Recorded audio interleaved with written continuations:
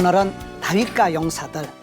저는 이렇게 사람을 생각할 때 그분을 얘기하면 이렇게 따라오는 사람이 있어요. 아브라함과 족장들. 아브라함, 이삭, 야곱, 요셉 이렇게 나가잖아요. 그 다음에 엘리야 이러면 남은 사람들. 엘리야 뒤에 7,000명을 하나님이 남겨주셨으니까. 그리고 그 사람들을 얘기할 때 그 사람과 연관된 사람들이 나오는데 다윗을 생각하면 다윗에게는 많은 용사들이 있었어요. 인복이 많은 거예요. 사람이 복이 있는 것은 옆에 좋은 사람을 만나야 돼요. 모세를 얘기할 때는 모세의 엄마, 아빠, 형님, 누님, 장인어른, 모세와 가족들, 아브라함과 족장들, 엘리야와 남은 사람들 할 때 다윗을 얘기할 때는 다윗 주변에는 그에게 목숨을 걸고 충성을 다했던 참모들이, 장군들이, 용사들이 많았다는 사실이에요. 그 부분이 참 다윗이 행복, 다복, 유복했다. 복이 있는 것은 사람 복이거든요. 여러분, 여자는 남편 잘 만나면 되고 남편은 또 아내 잘 만나면 되고 며느리 사위 잘 들어오는 것이 그 집안의 가문의 영광이듯이 하나님께서 다윗에게 복을 주실 때는 많은 만남의 축복, 특별히 이렇게 용사들을 많이 붙여줬다는 거예요. 우리가 다윗의 일생을 보면 사무엘상 17장 34절부터 보면 다윗이 아비의 양을 지킬 때에 그 얘기가 시작됩니다. 들판에서 양치기 할 때 하나님이 베들레헴 들판에서 그저 목동 양치기 주제에 그 들판에서 농사꾼의 아들이었는데 이세의 아들 양치기의 들판에서 하나님이 그를 특별히 훈련을 조련을 연단을 시키시고 그리고 나중에 전쟁터에 가서 골리앗을 만났을 때도 떨 것 없고 쫄 것 없고 전쟁터서나 들판에서나 집에서나 한결같이 다윗은 현장에서 그때그때 훈련을 잘 받은 사람이에요. 다윗이 들판에서 양을 칠 때에 사자나 곰이 와서 양새끼를 움켜가면 끝까지 추적 60번 해서 따라가서 입을 벌리고 죽어가는 양새끼를 살려올 만큼 자기 목숨을 돌보지 않고 여러분 사자나 곰이 맹수입니다. 거기에 자기 목숨을 죽을 걸 걱정을 안 하는 거예요. 사자한테 여기 얼굴 오선 걸리면 좋겠어요. 얼굴에 된식 나면 좋겠어요.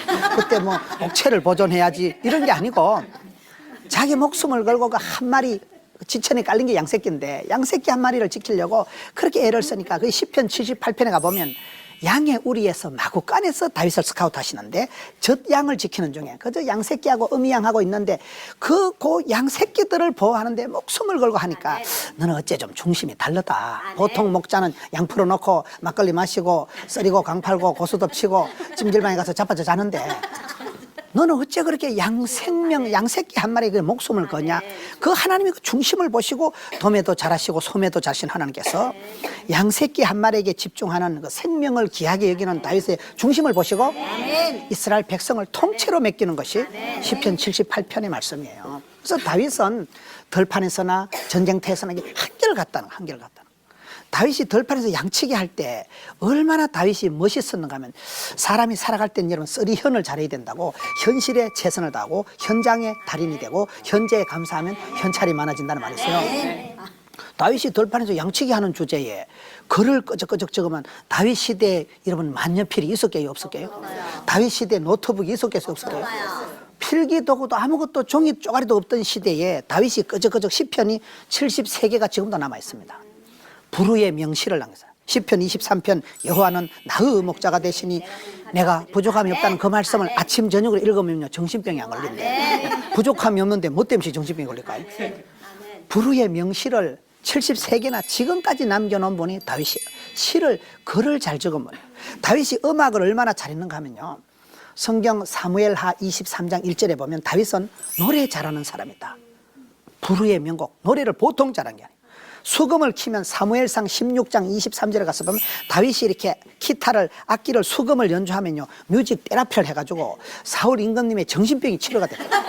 그냥 악기만 연주해도 막 다윗이 악기를 연주하는 그 노래 소리에 가락에 사울 임금님의 막 대가리가 육회 상태 통쾌하게 돼가지고 정신병이 치료 뮤직 세라피를 음악 치료를 했다니까요. 그렇게 다윗이 노래 잘하는 사람. 다윗은 법궤가 들어올 때 어린애처럼 춤 잘 추는 사람. 지금으로 말하면요 오디션 프로에 나가면 다윗은 그냥 대상 받을 사람이에요. 그게 무슨 말인가 하면 들판에서 양치기 주제에 무슨 음악 학원을 다녔겠어요? 무슨 레슨을 받았겠어요? 국민학교도 못 나온 다윗이지만 예루살렘 육군 사관학교를 졸업한 게 아니에요. 그냥 들판에서 양새끼를 치면서 글을 끄적거리면 시가 되고 악기를 건드리면 연주가 되고 불후의 명곡이 되고 그렇게 현실에서 그때그때 감사합니다. 그때그때 감사하고 최선을 다하고 그게 중요한 거예요. 사람들이 보면 꽁요 내가 다음에 막 장로가 되거든. 다음에 내가 부자 되거든. 그 다음에 버자 넣는 놈 안 무섭고 다음에 잘해준다는 놈 뻥이야 이런 말이 있어요. 다음이 없어요. 다음이요. 현실에 그때그때 닥치는 대로 버릴 것도 없고 피할 것도 없고 도망갈 것도 없고 뜰 것도 없고 쫄 것도 없고 양치기 할 땐 양치기 잘하고 전쟁터 가서는 골리앗을 만났을 때 그때 잘한다. 이런 왜 다윗이 골리앗하고 싸웠을까요? 사람이 싸울 때 초판에 센 놈하고 붙는 게 중요하다더라고요. 히딩크 감독이 한국 축구를 변방의 축구를 월드컵 4강으로 끌어올릴 때 히딩크가 한국 선수를 유럽으로 데려가가지고 그때 5대0으로 졌잖아요. 그때 히딩크 별명이 5대0이요. 한국 선수를 그런 유럽의 강호들 아주 체력이 월등하고 막 그런 사람들하고 붙여서 이게 안 되는 줄 알면서 왜 그랬을까요? 어차피 앞으로 붙을 팀인데 그 유럽에 가서 강호들하고 붙어서 월드컵에 가면 핵심에 가면 반드시 싸워야 되는데 거기서 박살이 나면서 하드 트레이닝 파워 프로그램 지옥 훈련을 통해서 그때 겁나게 깨져버려야 항체가 형성돼 가지고 다음에 웬만한 놈 덤벼도 겁이 안 나고 싸워본 경험이 이기는 사람은 습관이 있다니까요. 그 기질이 있기 때문에 그래서 히딩크가 유럽에 끌고 가서 한국 축구를 5대0으로 만들어서 일찍이 센 팀에 붙인 것처럼 다윗이 이길 수 없는 골리앗하고 전쟁하는 골리앗하고 전쟁을 하는데도 보면 아주 재밌는 게 많아요. 골리앗이 사울 임금님이 하사품을 줘가지고 칼을 줬는데 갑옷을 입으니까 너덜너덜하고 창을 차니까 칼을 차니까 질질 끌리니까 벌써 던져버리는 거예요. 보통 사람은요 임금님이 주신 거는 가문 대대로 보존해야 될 가문의 영광인데 그런 형식으로 남들 눈치 보고 안 살아가는 목자에 재고 손에 익숙한 매끈매끈한 물맷돌 가져가서 원샷에 해결하는 거예요. 사람은요 내 생활 속에서 익숙하고 내 생활 속에서 손때 묻은 그거이 중요한 거예요. 다윗의 일생을 보면 다윗은 양떼를 지킬 때 그 생명에 대한 소중함, 아무리 작아도 양새끼 한 마리를 지극정성으로 자기 목숨 잃어버리는 걸 두려워하지 않고 돌보는 그 중심 마음을 하나님 보신다는 거예요. 형제들하고 선볼 때도 보면요 다윗은 8대 중에 말째예요. 쟁쟁하고 잘생긴 형님들이 많아가지고 사무엘이 기름 부러 왔을 때 형님들을 보고는 잘생겼다. 큰 형님 엘리압을 보고 잘생겼다니까 하나님이 아니다. 넌 어떻게 외모를 보느냐. 하나님은 중심을 보신다. 중심. 하나님 좋아하시는 패션이 배꼽티라는 배꼽티는 이렇게 중심이 보이니까요. 하나님은 배꼽티를 좋아한다는 말이 있어요. 하나님은 중심을 보신다니까요. 중심을 본다는 말은 다윗은 그때는 형님들에 비해서는 형편은 없었다 이 말이에요. 형님들이 잘생기고 형님들이 힘이 세고 형님들이 좋았지만은 다윗은 아버지 볼 때도 니는 용의 눈물이 아니다. 네가 임금이 되면 내 손에 장을 찢어겠다. 그래서 덜판에 갈로밖에 적혀나가지고 덜판에서 하루 종일 양떼를 지킨 사람이 다윗이요. 그걸 군대용으로 말뚝근무라고 하는 거예요. 교대도시 하루 종일 말뚝같이 박혀서 근무를 하는데 나중에 이 집의 아들이 전부냐 했을 때 덜판에 있는 다윗을 데리고 와서 그 다윗을 데리고 온 상태에서 그때 기름 부어주시잖아요. 그래서 다윗의 일생을 보면 다윗이 기름 뿔병으로 사무엘이 기름을 부어줘 남부터 성성장구하는 건 아니에요. 성령 충만함을 받고 난 이후에 훨씬 더 어려움이 많습니다. 이런 마태복음 6장에 보면 예수님께서 하늘이 열리고 성령이 마시고 내 사랑하는 아들아 내 기뻐하는 자는 음성을 듣고 바로 4장 1절에 보면 그때에 성령에 이끌려 마귀에게 시험을 받으러 광야로 가시는 거예요. 그래서 우리가 항상 성령 충만했을 때 호사담합니다. 성령 충만했을 때 마귀가 겁나게 본격적으로 덤빈다고 봐야 되는 거죠. 그래서 다윗이 성령 충만함 받고 난 뒤에 기름 부음 받고 난 뒤에 성공한 거 아닙니다. 그때부터 본격적으로 고난을 당한 거예요. 사울 임금님이 문제. 다윗은 이게 일생을 보면 사울 임금님은 항상 주군으로서 아버지로서 왕으로서 깍듯하게 섬기잖아요. 그의 아들 요나단과의 우정은 성경에 보면요 다윗이 얼마나 멋진 사람인가 하면 요나단과의 우정이 사무엘하 1장 26절에 보면 여인의 사랑보다 더 낫다는 거예요. 애인하고 남녀 간의 러브 스토리보다도 이 사나이들 간의 우정이 그렇게 다윗 왕은 한마디로 사랑에 성공한 사람을 봐야 돼요. 사람이요 사업은 성공해도 사랑에 실패하면 안 되는 거예요. 믿음, 소망, 사랑 그중에 제일은 사랑이잖아요.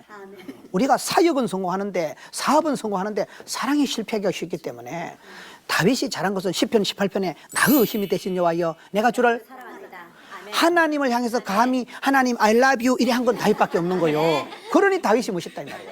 사랑을 알았고 사랑을 받아봤고 그 요나단과의 사나이들 사이 우정이 남녀 간의 사랑보다 더 깊었다니까. 사랑을 해볼 줄 알고 고기도 먹어 본 놈이 먹는다고요. 사랑을 알고 사랑을 받아보고 사랑을 누려본 사람이 다윗이다. 그러니까 그 다윗이 하나님을 향한 사랑이 보통 사랑이 아니에요. 그 중심을 다해서 그래서 다윗이 사울 왕을 대했을 때는 옷자락을 건드린 것만 해도 하나님 앞에 회개할 만큼 우리가 항상 그런 마음이 있어요. 여호와를 경외하는 것이 지식의 근본이잖아요. 그래서 위로는 하나님을 두려워하고 하나님을 공경하는 사람은 부모님을 깍듯하게, 아무리 아버지가 고주망태 같아도, 아무리 엄마가 좀 실성한 여자 같아도 부모님은 깍듯하게 모시고 집에 있는 강아지 한 명이라도 생명을 소중히 여길 줄 알아야 되는 거예요. 다윗이 그 중심이, 마음이 좋았다 이 말이에요. 그리고 요나단과의 그렇게 하는 사이에 사실은 엄청 고생을 많이 하고 아들람 동굴에 끌려가 가지고, 여러분 블레셋에 망명을 했다가 그 블레셋에 망명했을 때 블레셋의 장군이 누구예요? 골리앗이 블레셋의 장군이에요. 골리앗을 죽여가지고 왕따를 당했는데 항상 여자들이 문제. 여자들이 다윗은 만만이고 사울은 천천. 그러니까 사울 왕이 들어보니까 어째 나는 1,000원짜리고 저 자식은 10,000원짜리. 그래가지고 이 사울 왕이요, 갱년기 장애가 나타나는 거예요. 갱년기 장애 알아요? 갱년기 장애가 뭔가 하면 사람이 나이가 들면 모든 게 기진맥진탈진해요. 힘도 빠지고 우울증이 오면 3가지가 떨어져요. 의욕이 떨어져서 막 인간이 싫고 세상이 싫고 해서 막 방에 콕 처박혀서 안 나가고, 의욕이 떨어져, 일을 안 하려고 하는. 2번째, 수욕이 떨어져. 탕채 잠이 안 와.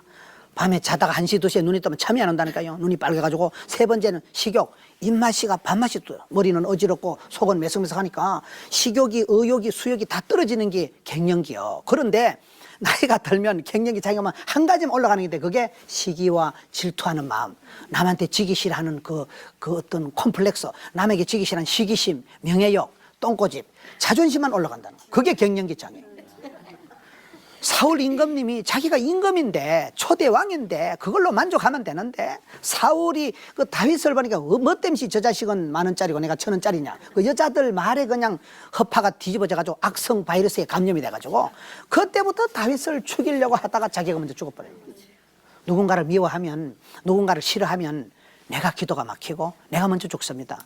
그래서 항상 우리는 사랑의 통로, 축복의 사람이 돼야 되지, 너를 저주하고 비난하고 시기하는 그런 악성 바이러스에 감염되면 사울왕과 같이 비참하게 되는 거예요. 다윗은 항상 하나님을 사랑하고 그 사울 임금님이 자기를 죽이려고 할 때도 꽉두둑하게 모셨다니까.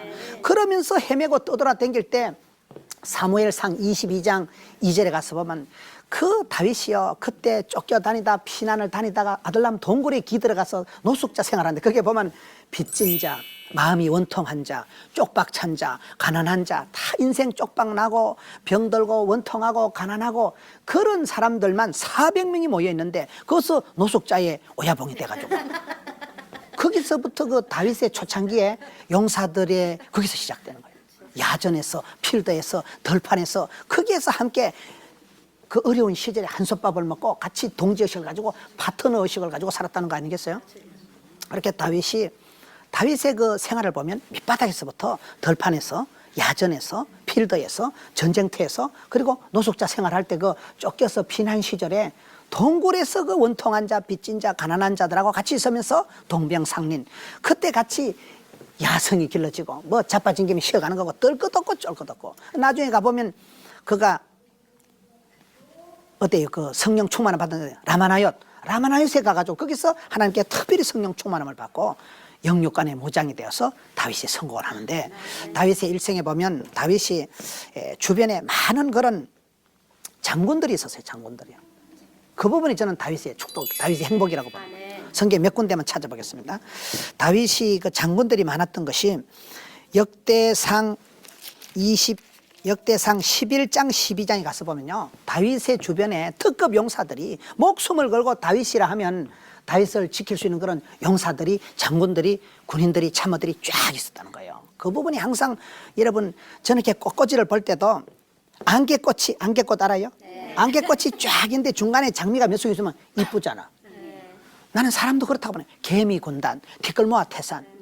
우리 주변에 보면요, 꼭 무슨 내가 인생의 대박을 꿈꾸는 게 아니고, 어떻게 보면 학벌도 없고 인물도 없고 소유도 없지만은 늘 나를 위해서 기도해 주는 사람들이 있어요, 없어요?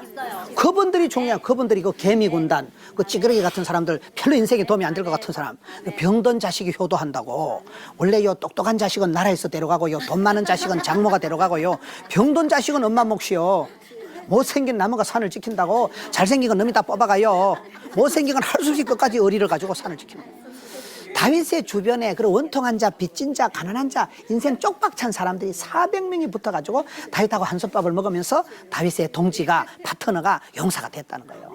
그것이 여러분 역대상 11장에 가서 보면 아주 재밌는 표현이 많아요. 10절에 보면 다윗에게 있는 용사의 우두머리는 이러하니라. 이 사람들이 온 이스라엘과 더불어 다윗을 힘껏 도와 나라를 얻게 하고.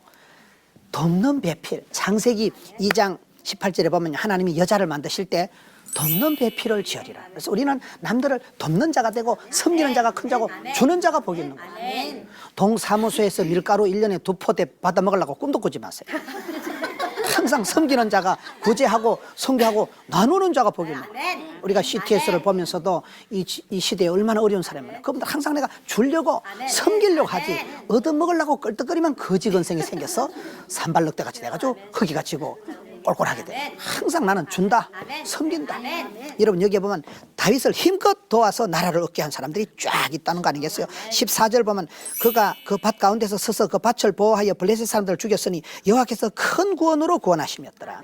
장군들이 나오는데 그 장군들이 뭐 때문에 저 장군의 힘이 셌냐? 하나님께서 큰 구원의 손길로 도와주시기 때문에 큰 역사를 이뤘다 그 말이에요. 17절에 가면 다윗이 갈망하여 이르되 베들레헴 성문 우물물을 누가 내게 마시고 할까 하며 세 사람의 장군이 블레셋 사람들의 군대를 돌파하고 지나가서 베들레헴 성문에 우물을 한 바가지 떠가지고 오니까 다윗이 놀라는 거예요. 적진을 돌파해가지고 지금 말하면 평양 가서 평양이고 모란봉에 가서 우물 한 사발 떠라는 건데 다윗의 용사들이 각하 제가 갔다 오겠습니다. 장군 3명이 그냥 적진을 돌파해서 떠오니까 다윗이 그걸 못 마시잖아요. 이거는 물이 아니고 피다. 이 용사들의 내 사랑하는 신하들의 피다 이러잖아요. 그걸 하나님께 여기 보면 그것을 다윗이 감히 마시지 못하고 마시기를 기뻐하지 않고 그 물을 여호와께 부어드리고 17절 그래 나오거든요. 22절에 가면 갑세엘 용사의 손자 여호야다의 아들 버나야는 용감한 사람이라. 용감한 사람, 돕는 사람인지 용사들의 특징을 제가 지금 말씀을 드립니다. 12장에 가서 보면 다윗이 기스의 아들 사울로 말미암아 시글락에 숨어 있을 때 그에게 와서 싸움을 도운 용사 중에 던자가 있었으니 그들은 활을 가지고 좌우 손을 놀려 물매도 던지고 화살도 쏘는 자요 베냐민 집안 사울의 종족인데 그 이름은 이러하니라. 무슨 말인가 하면 사울 집안에 그 베냐민 지파 중에서도 다윗을 도와준 사람들. 다윗이 포용성 있고 인덕이 있었기 때문에 다윗에는요 많은 친구들이 다윗의 주변에 그는 원통한 자, 빚진 자, 가난한 자, 병든 자, 쪽박찬 자들을 늘 도와주니까 다윗의 그릇이 커서 결국은 그 사람이 그릇이거든요. 수용성이거든요. 그 사람이 통이 커야 밴댕이 쏘가지는 밴댕이 같으니까 들어가는 게 없는 거예요. 통이 크고 믿음이 크고 포용성 있는 사람은 많은 사람을 받아주고 이해하고 용서하고 그게 다윗의 리더십의 특징이라는 거예요. 사울 왕을 따라가야 될 그 집안 사람들조차도 다윗의 용사들이 있었다는 거예요. 12장 8절에 보면 갓 사람 중에 광야에 있는 요새에 이르러 다윗에게 돌아온 자가 있었으니 다 용사요 싸움에 익숙하여 방패와 창을 능히 쓰는 자라. 얼굴은 사자 같고 빠르기는 산의 사슴 같다. 용사요 익숙한 자, 전쟁에 싸움은 아주 능숙한 달인들이 있었다 이 말이에요. 18절에 보면 그때 성령이 30명의 우두머리 아마새를 감싸시니 원컨대 평안하소서. 성령님이 특별히 기름 부어주시고 성령님이 담대하게 해주신 용사들이 있었다는 거 아니겠어요? 22절에 그때 사람이 날마다 다윗에게로 돌아와서 돕고 자매 큰 군대를 이루어 하나님의 군대와 같았더라. 32절에 이사갈 자손 중에서 시세를 알고 이스라엘이 마땅히 행할 것을 아는 우두머리가 200명이니 그들은 그 모든 형제를 통솔하는 자이며 시세를 알고 판세를 알고 역사를 알고 분위기를 알고 품절력을 가지고 그리고 통솔 리더십을 가지고 그리고 무기를 쓸 때도 익숙하고 아주 달인이 된 그런 용감한 군사들이 쫙 있었다는 거예요. 서볼론 중에서 모든 무기를 가지고 전열을 갖추고 두 마음을 품지 않고 능히 진영에 나가서 싸움을 잘한 자가 5만 명이에요. 5만 떼만 군사들이 다윗의 주변에 용사로서 참모로서 서 있으니까 다윗이 행복하지요. 친구가 많은 사람이 행복한 거예요. 도와주는 사람이 많은 사람이 부자예요. 고객이 많은 사람이 사업을 잘하는 사람이에요. 다윗에게 하나님이 만남의 복을 주시는데 안개꽃이 쫙 있는데 중간에 장미가 있듯이 그런 개미 군단, 그런 그 시대에 많은 사람들이 다윗에게 몰려와서 다윗을 왕을 삼고 다윗의 참모되는 걸 기뻐했다는 거 아니겠어요? 오늘도 그렇습니다. 우리가 신앙생활 할 때 하나님은 만남의 복을 주십니다. 내가 하나님의 엎드려 기도하면 하나님은 엘리야에게 까마귀를 보내주시고 인간 까마귀가 있어요. 하나님은 그때그때 좋은 사람을, 유력한 사람을 돕는 배필을 붙여주시는 하나님. 그래서 이 다윗이 위대한 것은 다윗은 그 현장에서 필드에서 농사 지을 때 양치기 할 때부터 해서 전쟁터에 있을 때나 어디 갔을 때나 사람을 얻는 재주가 있는 구설이 서말이라도 깨어야 법이라니까요. 이러면 사람을 만나고 스치고 지나가면 안 돼.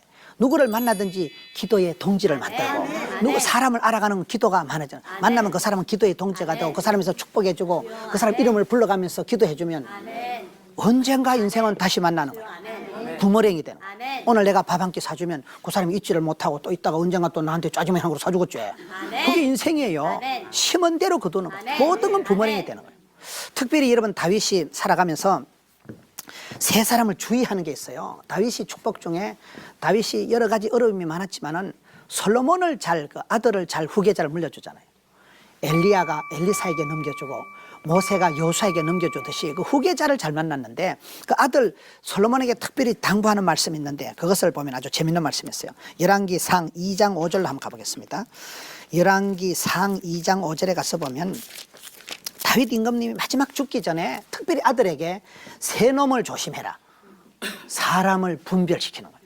이러면 사람이 지혜는 뭐예요? 사람 잘 보는 거예요.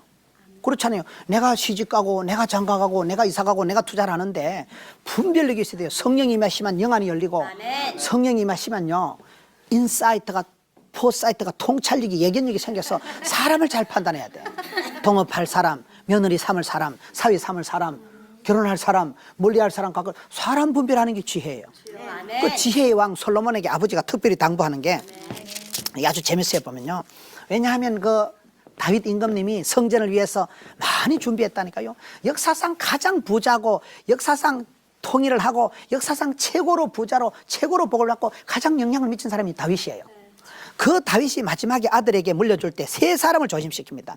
열왕기상 2장 5절에 보면 서로의 아들 요압이 네게 행한 일, 이스라엘의 군대 살인과 넬의 아들 아버넬과 예델의 아들 아마사에게 행한 일을 네가 알거니와 그들을 죽여 태평시대에 전쟁의 피를 흘리고 전쟁의 피를 자기 허리와 띵띠와 밭의 신에 묻혔으니 마땅히 너는 네 지혜대로 행하여 그의 백발이 평안히 서울에 내려가지 못하게 하라. 그다음에 두 번째는 길라앗의 바르실레 아들들에게 은총을 베풀어 그들이 네 상에서 먹는 장정에 참여하게 하라. 그 다음에 8절에 보면 바울임 베냐민 사람 게라의 아들 시므이가 너와 함께 있나니 그는 내가 마하나임으로 갈 때 악독한 말로 나를 저주하였느니라. 세 사람에 대해서 주의를 시킵니다. 한 사람은 누구예요? 요압 장군은 끝까지 그 다윗을 도왔지만은 다윗이 감히 손을 못 댄 장군이에요. 그래서 그 사람은 전쟁 평생 시대에 태평의 시대에 피를 묻히기 때문에 그 사람을 네가 반드시 처리를 해야 네 왕정이 안정이 된대서 요압 장군을 처리하게 하고 그 다음에 시므이가 다윗이 가장 어려울 때 압살롬이 쿠데타를 이렇게 도망을 갈 때 뒤에서 저주를 퍼부은 사람이에요. 그런데 다윗이 그 사람을 그때 경거망동하게 함부로 감정적으로 처리를 안 하고 수십 년이 지나고 난 뒤에 아들에게보다 그 놈을 네가 조심해라 부탁을 하는 거예요. 그리고 바르실레 아들들은 뭔가 하면요 그 어려운 중에서도 임금님이 맨발로 야간 도주할 때 강을 건너서 도망갈 때 끝까지 와서 임금님에게 침대를 갖다 드리고 고기를 갖다 드리고 생선을 과일을 갖다 드린 분이 바르실레예요. 그래서 그 바르실레는 나이가 80이 됐으니까 그의 아들들을 네가 잊지 말고 특별히 의리를 가지고 은혜를 갚아라. 바르실레 아들들에게 은총을 베풀어. 은총이 뭐예요? 은혜, 은자, 사랑할 총자. 여기 다윗이 복을 받은 것은 많은 참모들이 있었다. 많은 도움을 베푼 사람들이 있었다. 다윗도 그런 사람들에게 은총을 베풀어. 우리는 하나님 앞에 은혜 입은 사람, 하나님께 사랑받는 사람, 그리고 우리 또 그 은총을 베푸는 사람이 될 때 다윗과 같이 그 시대에 영향력을 미치는 여러분 되시기를 축원합니다. 할렐루야.